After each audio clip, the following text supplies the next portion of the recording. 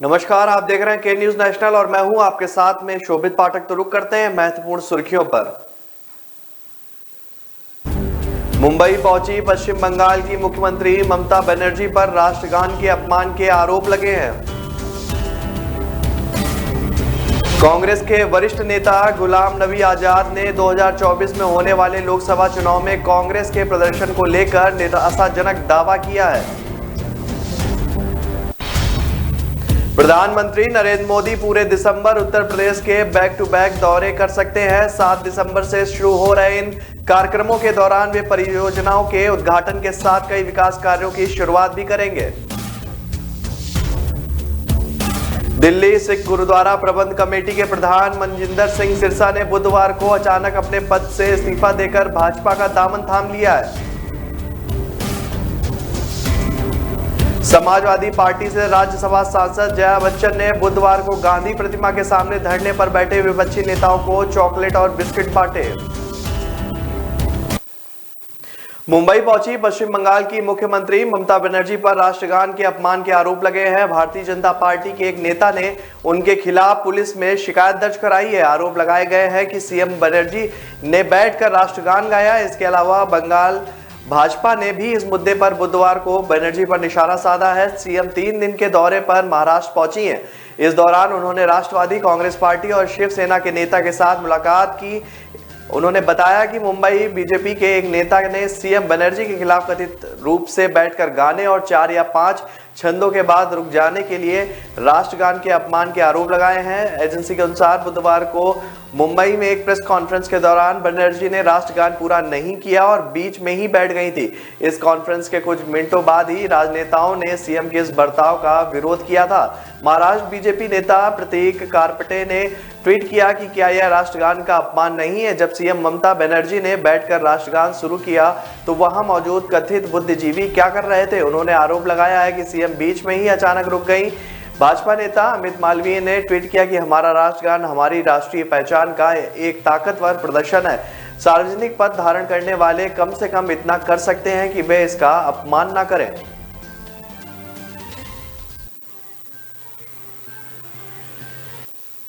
कांग्रेस के वरिष्ठ नेता गुलाम नबी आजाद ने 2024 में होने वाले लोकसभा चुनाव में कांग्रेस के प्रदर्शन को लेकर निराशाजनक दावा किया है। उनका कहना है कि अगर मौजूदा स्थिति बरकरार रहती है तो मुझे नहीं लगता कि 2024 में होने वाले लोकसभा चुनाव में कांग्रेस 300 सीटें भी जीत पाएगी। उन्होंने कहा कि इस दौरान जम्मू कश्मीर से हटाए गए अनुच्छेद 370 पर भी अपनी चुप्पी तोड़ते हुए बयान दिया कि कांग्रेस के वरिष्ठ नेता गुलाम नबी आजाद ने कहा कि जम्मू कश्मीर में अनुच्छेद 370 को सिर्फ सुप्रीम कोर्ट और केंद्र सरकार फिर से बहाल कर सकते हैं। सुप्रीम कोर्ट में यह मामला लंबित है। उन्होंने पुंछ जिले के कृष्णा घाटी इलाके में एक रैली में कहा कि चूंकि बीजेपी के नेतृत्व वाली केंद्र सरकार ने अनुच्छेद 370 को निरस्त कर दिया है, इसलिए वह इसे बहाल नहीं करेगी। उन्होंने आगे कहा कि हमारे पास सरकार बनाने के लिए 300 सांसद कब होंगे, इसके लिए मैं अनुच्छेद 370 बहाल करने का वादा नहीं कर सकता। हमें 2024 में 300 सांसदों को लाना होगा, चाहे जो हो जाए। शायद भगवान हमें 300 सांसद दे दे, लेकिन मौजूदा समय में मुझे नहीं दिख रहा है कि इसलिए मैं कोई झूठा वादा नहीं करूंगा और अनुच्छेद 370 के बारे में बात करने से बचूंगा। प्रधानमंत्री नरेंद्र मोदी पूरे दिसंबर उत्तर प्रदेश के बैक टू बैक दौरे कर सकते हैं। 7 दिसंबर से शुरू हो रहे इन कार्यक्रमों के दौरान वे परियोजनाओं के उद्घाटन के साथ कई विकास कार्यों की शुरुआत भी करेंगे। पीएम की इस खास यूपी यात्रा की शुरुआत मुख्यमंत्री योगी आदित्यनाथ के गढ़ कहे जाने वाले गोरखपुर से हो सकती है। पूरे दिसंबर यूपी में चलने वाले कार्यक्रमों के दौरान पीएम मोदी जनसभाओं समेत कई आयोजनों में शिरकत करेंगे। राज्य में 2022 में विधानसभा चुनाव होने हैं। ऐसे में 7 दिसंबर को पीएम मोदी के गोरखपुर पहुंचने की संभावना है। यहां वे All India Institute of Medical Sciences का उद्घाटन करेंगे। पीएम ने जुलाई 2016 में यूपी में भारतीय जनता पार्टी की सरकार आने से पहले इस परियोजना की आधारशिला रखी थी। मंगलवार को ही वे गोरखपुर में खाद फैक्ट्री का भी उद्घाटन कर सकते हैं। 13 दिसंबर से पीएम मोदी अपने संसदीय क्षेत्र क्षेत्र वाराणसी पहुंच सकते हैं, जहां वे काशी विश्वनाथ धाम कॉरिडोर का उद्घाटन करेंगे। सीएम आदित्यनाथ ने हाल ही में उद्घाटन कार्यक्रम की तैयारियों का जायजा लेने के लिए वाराणसी का दौरा किया था। साथ ही सरकार ने भव्य काशी दिव्य काशी कार्यक्रम और काशी विश्वनाथ धाम यात्रा के तहत 13 दिसंबर से लेकर 14 जनवरी तक कई सांस्कृतिक कार्यक्रमों का फैसला लिया है। इंडियन एक्सप्रेस में वो बयान जारी कर सकते हैं। भाजपा के एक वरिष्ठ पदाधिकारी ने कहा है कि वाराणसी में पीएम भाजपा शासित राज्यों के मुख्यमंत्रियों को संबोधित कर सकते हैं। इसके अलावा वे किसान सम्मेलन और देश भर के कई शहरों और समापौर महापौर सम्मेलन को भी संबोधित कर सकते हैं। दिल्ली सिख गुरुद्वारा प्रबंध कमेटी के प्रधान मनजिंदर सिंह सिरसा ने बुधवार को अचानक अपने पद से इस्तीफा देकर भाजपा का दामन थाम लिया। दिल्ली में गृह मंत्री अमित शाह की मौजूदगी में उन्होंने बीजेपी ज्वाइन की। इस दौरान केंद्रीय मंत्री धर्मेंद्र प्रधान, पार्टी के पंजाब चुनाव प्रभारी गजेंद्र सिंह शेखावत, राष्ट्रीय महासचिव दुष्यंत गौतम सहित दूसरे नेताओं ने सिरसा का पार्टी में स्वागत किया। इस मौके पर शेखावत ने कहा कि सिरसा के आने से पंजाब में 3 महीने बाद होने वाले विधानसभा चुनाव में भाजपा को बड़ा फायदा मिल सकता है। सिरसा के अलावा अकाली दल में रह चुके परमिंदर सिंह बराड़ भी भाजपा में शामिल हो गए। अकाली दल के स्टूडेंट विंग SOI के राष्ट्रीय अध्यक्ष रह चुके परमिंदर सिंह बराड़ कुछ दिन पहले ही अकाली दल छोड़कर कांग्रेस में चले गए थे, मगर बुधवार को उन्होंने फिर पलटी मारते हुए भाजपा ज्वाइन कर ली। मनजिंदर सिंह सिरसा ने अपने इस्तीफे में DSGMC के सभी सदस्यों और महासचिव को संबोधित करते हुए लिखा कि वह निजी कारणों से प्रधान पद से त्याग पत्र दे रहे हैं। सिरसा ने इस्तीफा की कॉपी अपने ट्विटर हैंडल पर भी शेयर की। सिरसा ने कहा कि वह अपने साथ काम करने वाले सभी सदस्यों, पदाधिकारियों और अन्य लोगों को बता देना चाहते हैं कि उन्होंने दिल्ली सिख गुरुद्वारा मैनेजमेंट कमेटी के अध्यक्ष पद से इस्तीफा दे दिया है। वह भविष्य में दिल्ली सिख गुरुद्वारा मैनेजमेंट कमेटी का चुनाव नहीं लड़ेंगे, मगर अपने समुदाय, राष्ट्र और मानवता की सेवा पहले की तरह ही करते रहेंगे। समाजवादी पार्टी से राज्यसभा सांसद जया बच्चन ने बुधवार को गांधी प्रतिमा के सामने धरने पर बैठे विपक्षी नेताओं को चॉकलेट और बिस्कुट बांटे। इस दौरान उन्होंने कहा कि धरना दे रहे नेताओं की एनर्जी के लिए यह बहुत जरूरी है। धरने में शिवसेना सांसद प्रियंका चतुर्वेदी, TMC समेत कई विपक्षी नेता मौजूद थे। जाके बिस्किट और चॉकलेट बांटने पर उन्होंने कहा कि कोई तो है जिसकी उनको फिक्र है। धरने पर बैठे नेताओं ने उन्हें सेंटा क्लॉज बताया। संसद के मानसून सत्र में इंश्योरेंस बिल पर चर्चा के दौरान जबरदस्त हंगामा हुआ था। बवाल बढ़ने पर मार्शलों को बुलाना पड़ा था। हंगामे को लेकर सरकार और विपक्षी नेताओं ने एक दूसरे पर आरोप भी लगाए थे। हंगामे के आरोप में शिवसेना की प्रियंका चतुर्वेदी, TMC की डोला सेन और शांता छेत्री समेत CPI और कांग्रेस के 12 राज्यसभा सांसदों को निलंबित कर दिया गया था। ये सभी सांसद शीतकालीन सत्र की कार्यवाही में हिस्सा नहीं ले सकेंगे। बुधवार को इसके विरोध में ही निलंबित सांसदों ने धरना दिया था। राज्यसभा में विपक्ष के नेता मल्लिकार्जुन खड़गे ने कहा था कि हम राज्यसभा के 12 विपक्षी सांसदों के निलंबन रद्द करने की मांग कर रहे हैं। हम एक बैठक करेंगे और भविष्य की कार्रवाई तय करेंगे। तृणमूल सांसद सौगत राय ने कहा कि 12 निलंबित सांसदों को माफी मांगने को कहा गया है, लेकिन मुझे नहीं लगता कि विपक्ष माफी मांगेगा। 12 सांसद में 2 TMC के हैं। तृणमूल माफी मांगने के खिलाफ है। तो रुक रहे हैं एक छोटे से ब्रेक के लिए। ब्रेक के बाद जल्द हाजिर होंगे।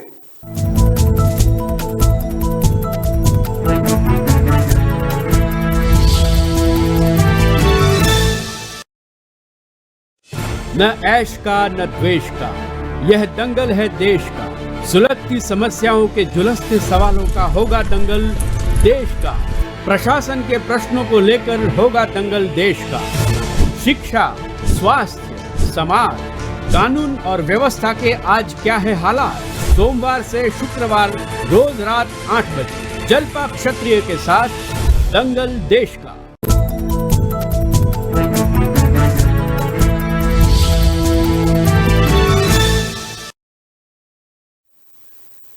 ब्रेक के बाद फिर स्वागत है आपका। रुक करते हैं आगे की खबरों पर। कोरोना के नए वेरिएंट ओमिक्रॉन को लेकर बढ़ती चिंता के बीच इंटरनेशनल पैसेंजर के लिए नई गाइडलाइन आज से लागू कर दी गई है। केंद्र ने 28 से 30 नवंबर के बीच ये गाइडलाइन जारी की थी। इसमें बताया गया है कि एट रिस्क देशों से आने वाले पैसेंजर को RT-PCR टेस्ट कराना जरूरी होगा।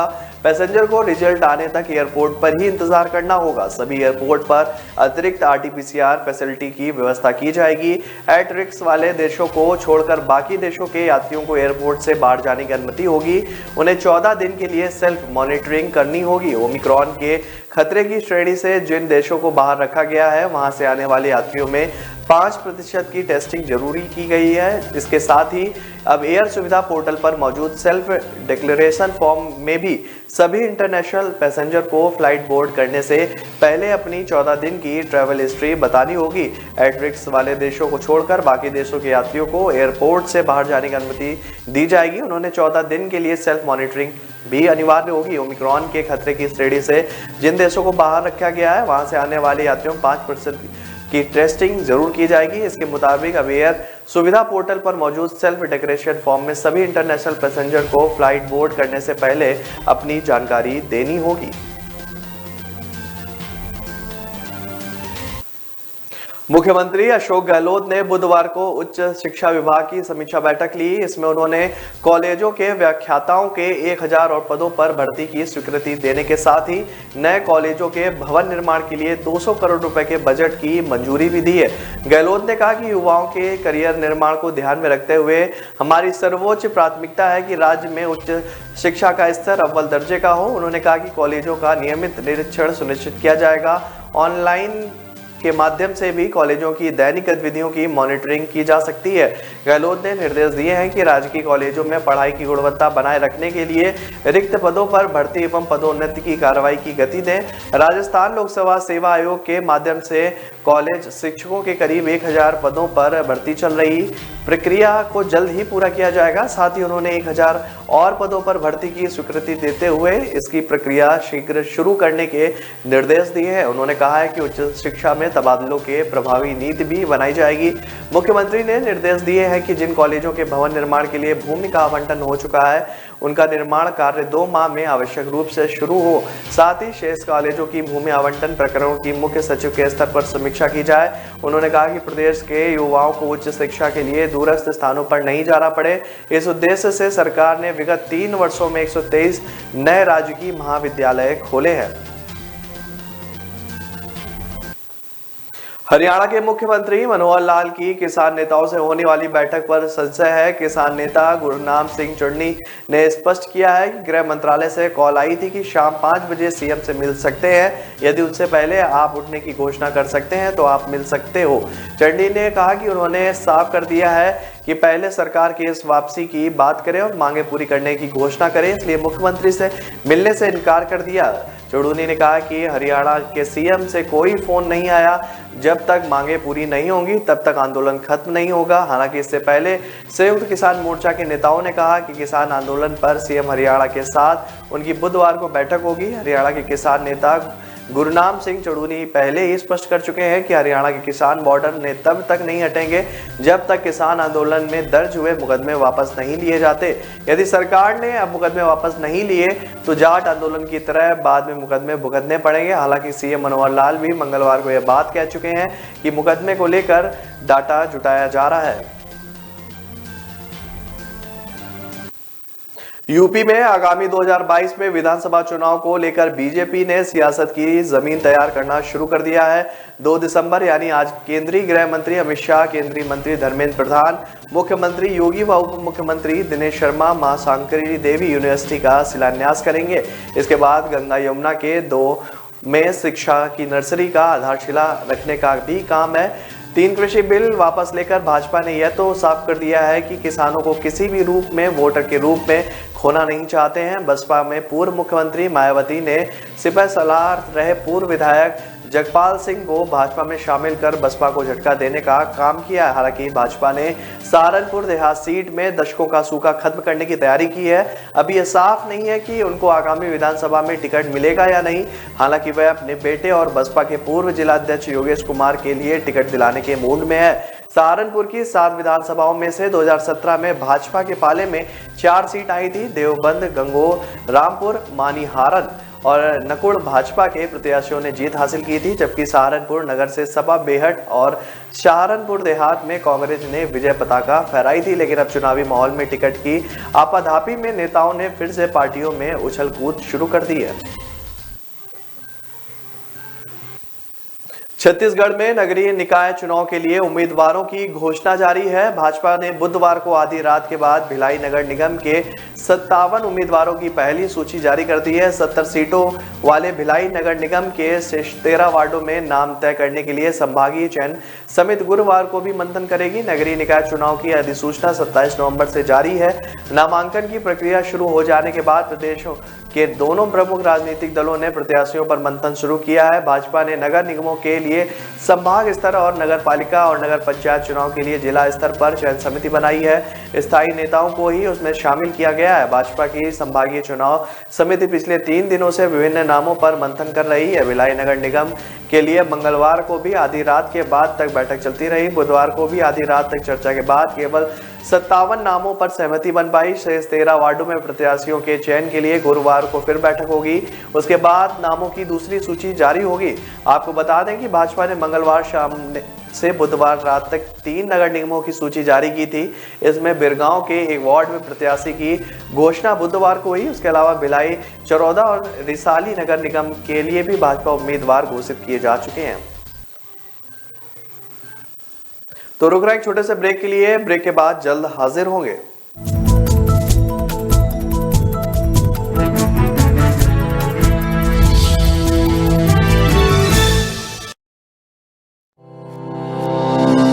કોઈ બી બિઝનેસનો જે બેઝિક પ્રશ્ન હોય છે તે હોય છે માર્કેટિંગ. દરેકનો બિઝનેસ વધતા ઓછા પ્રમાણમાં ચાલતો તો હોય જ છે. તો મારા બિઝનેસમાં મને જે તકલીફ પડી રહી હતી એમાં એવું હતું કે ક્વોલિટી વર્ક હું લેવા જાઉં તો મારા બજેટની બહાર જતું રહેતું હતું.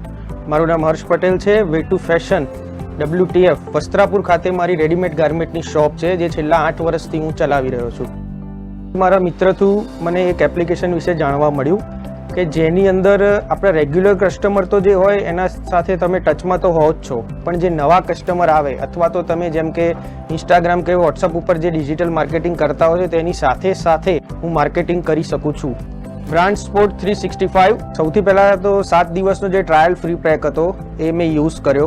એનાથી મને સારી એવી મજા બી આવી અને એકદમ ઇઝી છે કે જેમાં મારે કોઈની જરૂર પણ નથી પડતી. હું મારી જાતે મારું માર્કેટિંગ કરી શકું છું. એ ફીચર્સ મને બહુ સારો લાગ્યો. ત્યારબાદ મને એવું લાગ્યું કે આપણે આના પેઇડ વર્ઝનમાં જવું જોઈએ, જે મેં લીધું પેઇડ વર્ઝન એનું. ત્યારબાદ એની અંદર એવી સિસ્ટમ છે કે તમે અનલિમિટેડ ફ્રેમ ડાઉનલોડ કરી શકો છો અને તમારો લોગો, એડ્રેસ અને કોન્ટેક્ટ નંબર લગાવી અને તમારા કસ્ટમરને એપ્રોચ કરી શકો છો, જેનાથી મારો કસ્ટમરનો ફ્લો પણ વધ્યો અને મને ઇઝી પણ લાગ્યો આ યુઝ. મારે જે માર્કેટિંગનો એમ હતો જેનું પરફેક્ટ સોલ્યુશન મને બ્રાન્ડ સ્પોર્ટ 365 આપ્યો. કોઈ ઝંઝટ નથી. લોગો અપલોડ, ઇમેજ ડાઉનલોડ અને શેર. બ્રાન્ડ સ્પોર્ટ 365 આસાન है.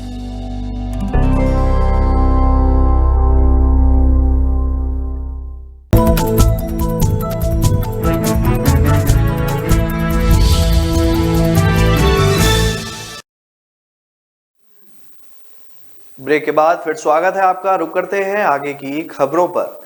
दक्षिण पूर्वी अरब सागर, मालदीव और लक्षद्वीप के ऊपर बने चक्रवाती हालात की वजह से मुंबई, पुणे समेत राज्य के कई शहरों में आज मौसम ने अपना रंग बदल लिया है। सुबह से ही मुंबई, ठाणे, पालघर और पुणे में रुक रुक कर बारिश हो रही है। मौसम विभाग ने अगले 3 दिनों के लिए इन शहरों में बारिश का येलो अलर्ट जारी किया है। लगातार हो रही बारिश की वजह से तापमान में कमी देखी जा सकती है।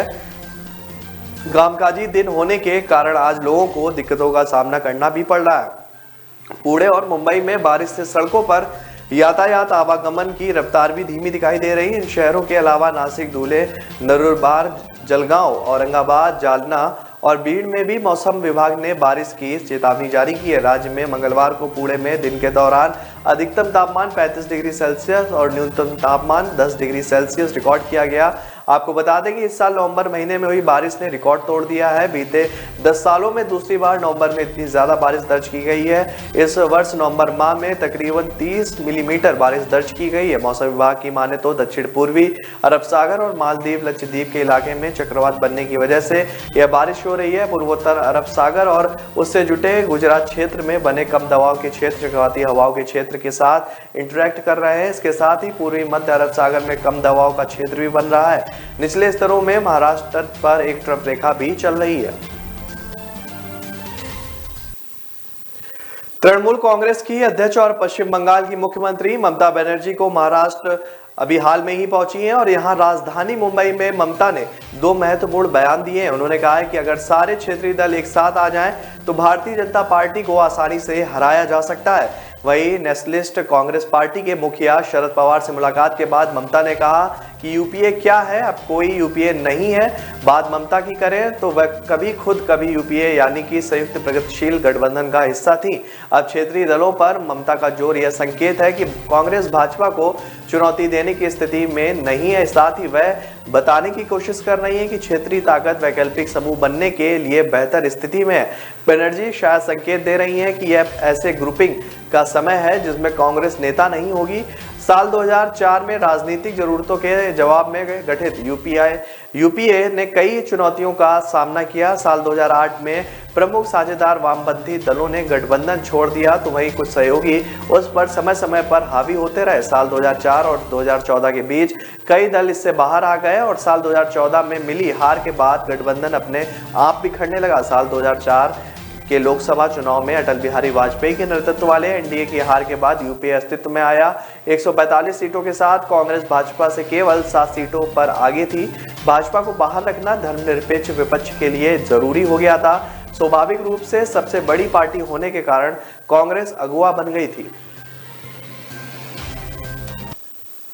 कांग्रेस प्रवक्ता रणदीप सुरजेवाला ने पश्चिम बंगाल की मुख्यमंत्री ममता बनर्जी पर जमकर निशाना साधा है। सुरजेवाला ने कहा कि पार्टियों को कभी लेकर ममता बनर्जी की पसंद बदलती रहती है। आपको बता दें कि ममता बनर्जी इन दिनों पार्टी के विस्तार और तीसरे मोर्चे की लामबंदी के सिलसिले में मुंबई के दौरे पर हैं, जहां उन्होंने एनसीपी प्रमुख शरद पवार समेत तमाम नेताओं से मुलाकात की है। सुरजेवाला ने कहा कि ममता जी ने 1999 से कई बार एनडीए की सरकार में भी हिस्सा लिया है और तब कहा कि एनडीए खत्म, फिर यूपीए में आ गई और अब उन्हें यूपीए ठीक नहीं लगती। राजनीति में गतिमान रहना पड़ता है।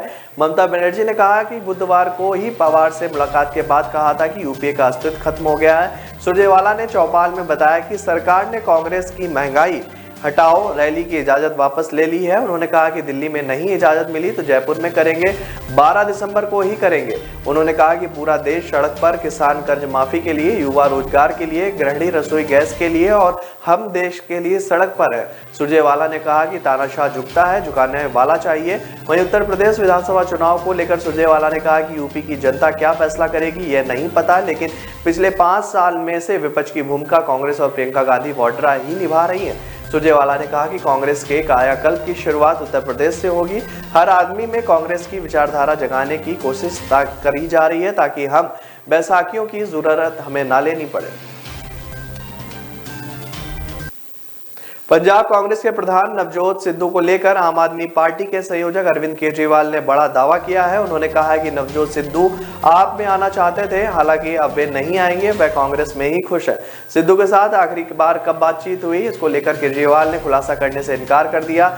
एक और सवाल के जवाब में केजरीवाल ने फिर कह दिया कि सिद्धू तो अभी भी कांग्रेस छोड़ने को तैयार बैठे हैं। केजरीवाल ने इस बयान से पंजाब में सिद्धू के आप में जाने को लेकर चर्चाओं को तेज कर दिया। सिद्धू भी कई बार कांग्रेस प्रधान की कुर्सी छोड़ने की चेतावनी दे चुके हैं। कांग्रेस में सिद्धू पहले सुनील जाखड़ और फिर कैप्टन अमरिंदर सिंह को निपटाने में कामयाब रहे, हालांकि अब उनकी राह मुश्किल हो रखी है। उन्होंने मरण व्रत पर बैठने की धमकी के बावजूद सरकार ने स्पेशल टास्क फोर्स की ड्रग रिपोर्ट को सार्वजनिक नहीं किया है। सिद्धू खुद को 2022 के बाद सीएम चेहरे के तौर पर पेश कर रहे हैं, लेकिन मौजूदा सीएम चरणजीत चन्नी भी दावेदारी से पीछे नहीं हट रहे हैं। सिद्धू कांग्रेस की जगह संगठन से लेकर पार्टी मैनिफेस्टो के लिए अपना पंजाब मॉडल पेश कर रहे हैं। उत्तरी आंध्र प्रदेश और दक्षिणी उड़ीसा के तटीय इलाकों में जवाद तूफान के कहर से तबाही का खतरा मंडरा रहा है। इसकी वजह से अंडमान सागर और उससे सटे बंगाल की खाड़ी पर कम दबाव का क्षेत्र बनने की वजह से अगले कुछ घंटों में इसके तीव्र होकर डिप्रेशन बना रहेगा। मौसम विभाग की माने तो इसके बंगाल की खाड़ी के मध्य भागों में उत्तर पश्चिमी की ओर बढ़ने की संभावना है और इसके बाद इस मौसम प्रणाली के लिए अभी शुरुआती कुछ घंटों तक इस मौसम के पहले चक्रवात में तेज होने की उम्मीद है। एक रिपोर्ट के अनुसार संभावना है कि आज शाम से उत्तरी आंध्र प्रदेश, उड़ीसा और पड़ोसी पश्चिम बंगाल के तट पर शाम से खराब मौसम की स्थिति का खतरा है। इसके बाद मौसम काफी अधिक खराब रहने की संभावना है और मौसम की स्थिति उग्र बनी रहेगी। एजेंसी ने चारों तरफ नजर रखी हुई है। अनुकूल पर्यावरणीय परिस्थितियों में एजेंसियों के मौसम विशेषज्ञों का कहना है कि जवा तूफान लैंडफॉल स्टेज पर पहुंचने से पहले एक भीषण चक्रवाती तूफान बन सकता है। इसकी वजह से उत्तरी आंध्र प्रदेश और दक्षिण उड़ीसा के तटीय इलाकों में तूफान के कहर से तबाही का खतरा भी मंडरा रहा है। तो फिलहाल इस बुलेटिन में मेरे साथ इतना ही। आगे की खबरों के लिए बने रहिए के न्यूज़ नेशनल के साथ। नमस्कार।